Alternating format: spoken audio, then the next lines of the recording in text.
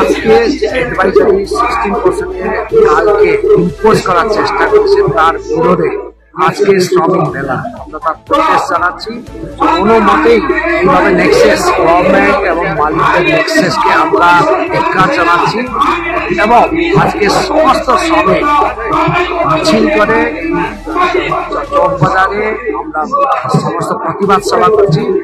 আগামী দিনে আমরা মানে সমস্ত ইন্ডাস্ট্রিতে সমস্ত ডিসপ্যাচ বন্ধ করা, এই সব ফ্যাক্টরির সামনে ধর্ণা, এটা আমরা ধারাবাহিকভাবে চালাবো।